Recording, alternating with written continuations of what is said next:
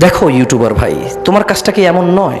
ওয়াজটা থেমে গিয়ে অ্যাড আসতেছে, তুমি এখন যুক্তি দিবে আমাকে যে আমরা ফিল্টার করি, আমরা সব অ্যাড দেই না। তুমি কতটুকু ফিল্টার করতে পারো বলো?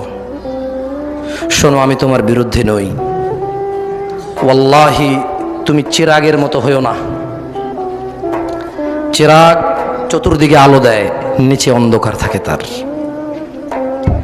তুমি হাজার হাজার মানুষকে ধর্ম শিখাও, পৌঁছাও, নিজে দেখো, তুমি অনুভব করো ফেসবুকের মালিক, ইউটিউবের মালিক তোমাকে এজন্য টাকা দেয় না যে তুমি এই ফেসবুকে কোরআন তেলাওয়াত মানুষ কাছে পৌঁছাচ্ছ, তোমাকে খুশি হয়ে টাকা দেয় না, বরঞ্চ ওই কোরআনুল কারীমের মধ্যখানে সে কোরআনুল কারীমকে থামায়, ওই ওয়াজকে সে থামায়, খুতবাকে সে থামায়, থামিয়ে তার দেওয়া নাচ গান ওখানে চালায়, তার বিনিময়ে তোমাকে 2 পয়সা দেয়। একটা মানুষে দেখলে মাত্র 2 পয়সা দেয়, 5 পয়সা দেয়, 10 পয়সা দেয়, 1 টাকা দেয়।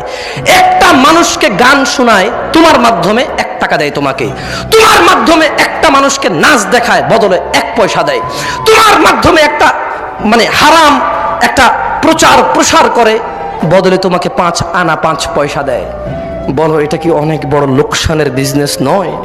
যে একজন ধর্মপ্রাণ মুসলিম ওয়াজ শুনতে আসছে, কোরআন শুনতে আসছে, তাকে থামিয়ে দিয়ে তুমি নাচ গান দেখাবে।